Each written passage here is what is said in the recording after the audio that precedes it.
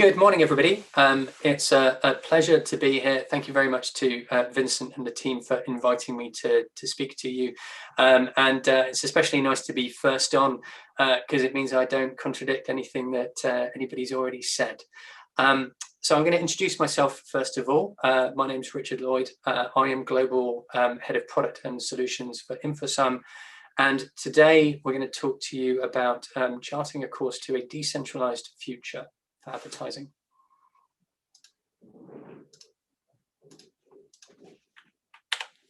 I wanted to start off by just talking about the complexity of the data-driven advertising ecosystem today in 2021. This picture is already pretty complex if we just look at digital advertising, which really this focuses on. It's comprised of a melting pot of different ways of connecting with and targeting consumers, using authenticated mechanisms of targeting, in some cases using, what I call inferred identifiers in other cases. This is especially pronounced for video inventory and video media owners, where they have so many different touch points with consumers. And of course, this diagram only represents the digital picture. In reality, for a video media owner, I mean, you also have linear TV to think about. You have addressable smart TV inventory, AdSmart and the like to think about as well. So the picture becomes dizzyingly complex.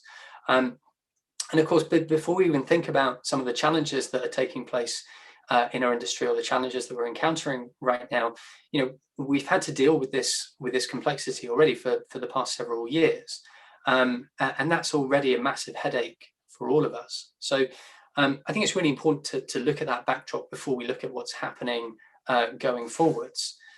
So if that's where we are today, then of course we've got some pretty fundamental forces reshaping the industry right now. We're all very aware of the technology changes taking place. I'm going to talk a little bit about Google's recent announcement in a few slides, as you might expect. But we're aware of the fact that third-party cookies are disappearing at the end of this year. We're aware equally of the fact that Apple are going to make some very significant changes to the way that IDFA works imminently. The landscape in terms of the support for advertising in browsers and in mobile operating systems and the like is shifting quite dramatically. But at the same time, what we're seeing is much more besides that. So we're seeing increasing levels of fragmentation in the ecosystem as a whole. That picture that I just showed you of the different ways that brands and media owners can connect with consumers, that's only getting more complex as time goes on. And it's become exponentially more complicated, over the last sort of 5 years or so. If I'm being unkind, I could maybe suggest that, as an industry, we're still probably too focused on a view of the world that maybe existed, 5 or even 10 years ago, where, individual channels really did, exist as kind of viable silos. Whereas today, it's very difficult to look at media in individual silos in a way that's credible because of the way that consumers consume across so many different touch points. Arguably, the most important force reshaping our industry, though, is this force of regulation, the force of, regulators like the ICO, who we're going to hear from later on today, taking a much more active role in implementing GDPR in the UK, for example. And of course, we've got equivalent regulation now starting to be applied in other countries around the world. So in the US, CCPA has been around for a little while now. California is starting to, become much more active in terms of privacy with CPRA, and we've just heard that new states are now launching their own versions of that same legislation. So, that drive towards a much more privacy-centric ecosystem, and corresponding, I think the perceptions of consumers that go along with that, is arguably the thing that's going to have the most impact on the way that we work going forwards. So what that means is there's a big shift for advertisers coming, and you can argue that this shift is already taking place, but certainly by 2022, I think we'll have seen this kind of, really hit us full force. you can argue that right now, certainly if we look at the digital ecosystem and digital video, we still have a world of addressability by default. So we still have mechanisms available to us that allow us to incorporate what I would describe as buy-side data and or marketplace data into advertising. We're not solely dependent on media owner data as part of the addressability equation. Now, that's going to shift. By this time next year, I think we'll be in a world of privacy by default and addressability by exception.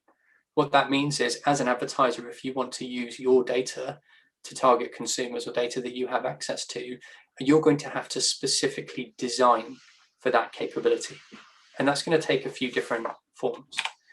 When I think about the process of unlocking that addressability, there are two things that you've got to consider. You've got to consider the technical functionality that's going to enable that, which is really the combination of ad tech and data tech that's going to underpin that, as well as the consumer acceptance considerations of, am I fundamentally going to get consent from consumers for what I'm doing?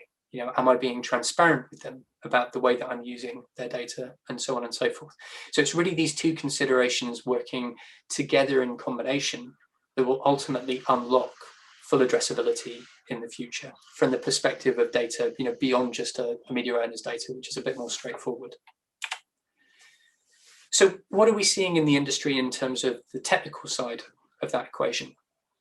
Well, in the impending absence of third-party cookies, and of course the potential disappearance of mobile ad IDs at scale, we're seeing a few different types of solution being proposed. So we're seeing publishers proposing the use of their own first-party identifiers as a means of identifying consumers, with some limitations and some caveats associated with it. There are a few different initiatives that underpin this. So shared ID from Prebid is one example. There was news just recently, actually, from Google regarding their ability to support publisher identifiers in their ad tech stack. So they've actually come out and said that they're comfortable with that in a way that they're not with other identifiers, as we'll talk about in a second. Then you've got what I call alternative identity solutions, which are effectively replacements for third-party cookies and, to an extent, for mobile ad IDs. And these really take two different forms. So you have what I describe as PII-based or personal data-based identifiers. So most often this is identifiers based on email addresses. Trade Desk Unified ID 2.0 is arguably the one that's most prominent in that mix. LiveRamp PTS is another one, and so on. And then you have what I describe as probabilistic identity solutions, on the other hand, which take a fundamentally different approach to resolving consumer identity. Quite often these approaches actually revolve around creating miniature cohorts of consumers, as opposed to trying to resolve to an individual consumer level. Then, of course, at the same time, what we have is Apple and Google especially proposing a set of fundamentally different techniques that are not identity solutions as such, but they're designed to ultimately provide the same capability to the industry as identity resolution. So this is really SK Ad Network in the case of Google, in the case of Apple, and the Privacy Sandbox initiatives, most notably Flock, in the case of Google. So that's really the backdrop in terms of these technical solutions. And you could argue up until the 3rd of March, the industry seemed to be coalescing around what I refer to as PII-based replacement identifiers in this model, UID 2.0 especially. And then Google dropped a bombshell, certainly as far as the industry's concerned.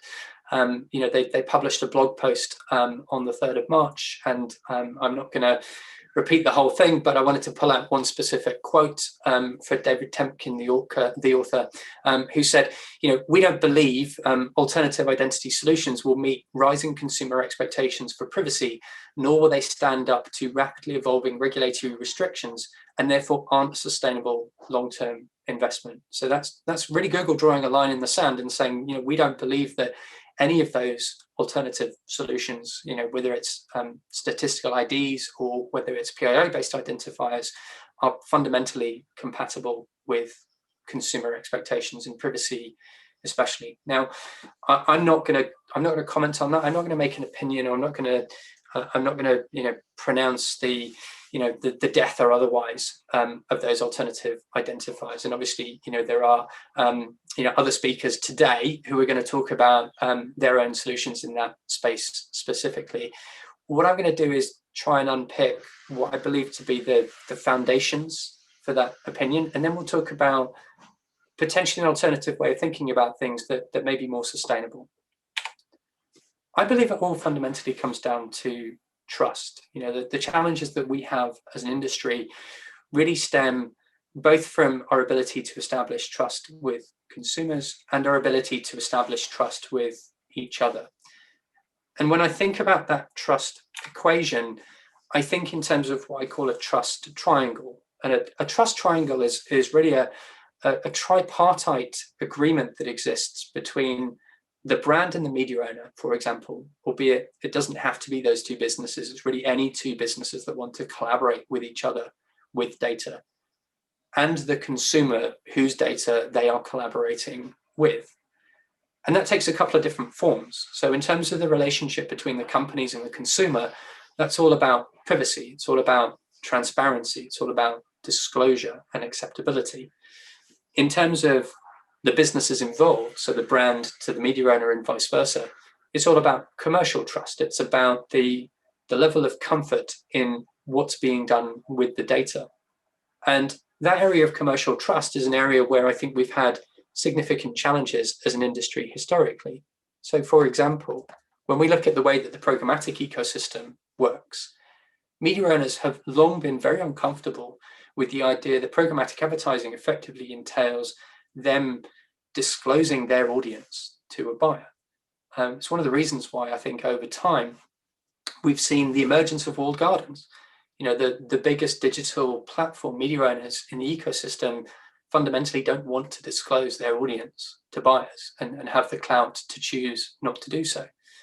At the same time, if you take the opposite approach, which of course Google and Facebook have done, and you offer onboarding services and the like, clean room services that require a brand to upload their data to the media owner for activation, you have almost the same problem from the opposite direction. Now the brand has to disclose their target audience to the media owner in order to activate, and that has a whole different set of challenges and concerns associated with it. So it's actually very difficult to establish commercial trust if you have data having to be shared in either direction, from the brand to the media owner or from the media owner to the brand. And at the same time, any transfer that exists from one party to another has to be performed in the context of the relationship that those parties have with consumers. So if that's the backdrop, then I guess the question becomes, well, why does that matter in the context of what David said? Why does that matter in the context of those alternative identity solutions that I mentioned? Fundamentally, it revolves around what I describe as the portability paradox. And the portability paradox, in my mind, is a conflict that exists between the portability of identity and the resulting integrity of the use of that identity. So the easier it becomes for an identifier to be shared, and therefore the more viable it becomes for an identifier to be used as part of an advertising transaction, the harder it becomes to ensure integrity in that transaction. The easier it becomes to violate consumer trust, or the easier it becomes to violate commercial trust. And it's really difficult to escape this tension that exists between portability and integrity when you look at alternative identity solutions. And that's partially because they're built upon what would arguably be more sensitive data, because of course, from the perspective of the consumer, their email address is more sensitive than a cookie ID that can be easily deleted. And it's because they're intrinsically broader in scope. These identity solutions are now, traversable across the boundaries of channels and environments in a way that cookies weren't historically. So again, it's not a pronouncement that these universal identifiers or these alternative identity solutions are doomed to fail, but there are some really significant challenges that the industry has to overcome in order to make their use sustainable.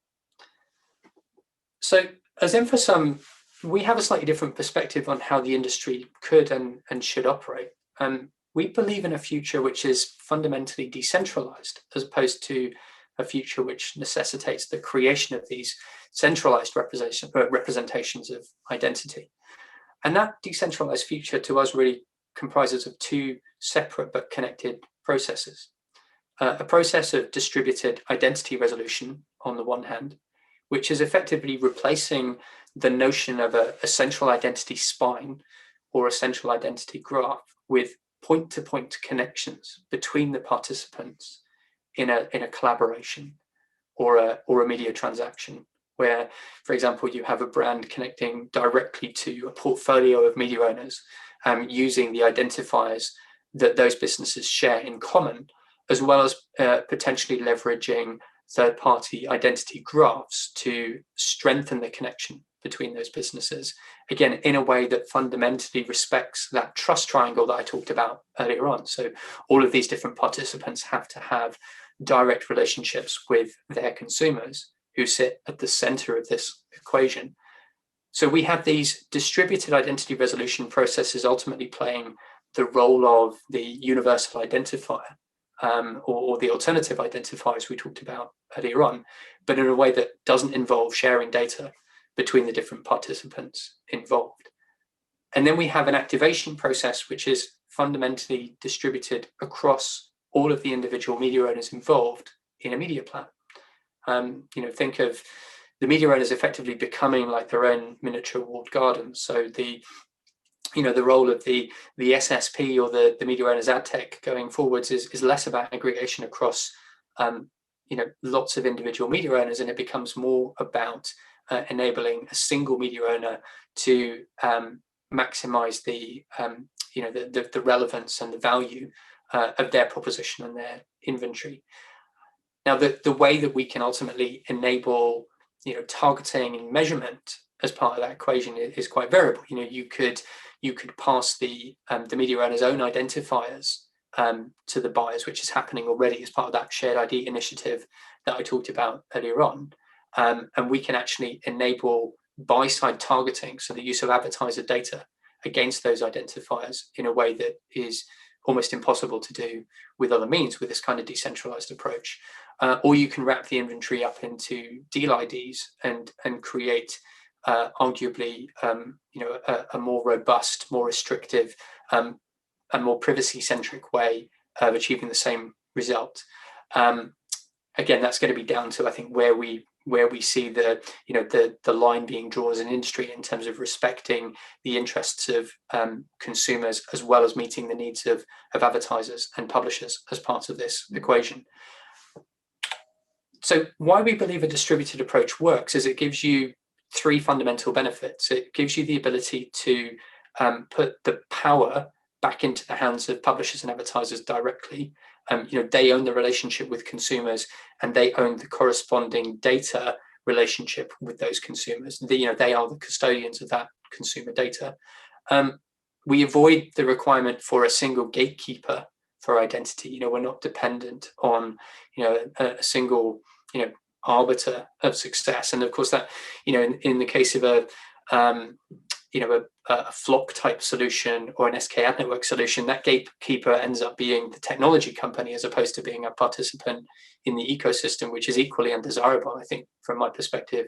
And finally, it really enables us to balance the interests of consumers, brands, and media owners in a way that's sustainable and scalable. And that's it from me. Thank you very much.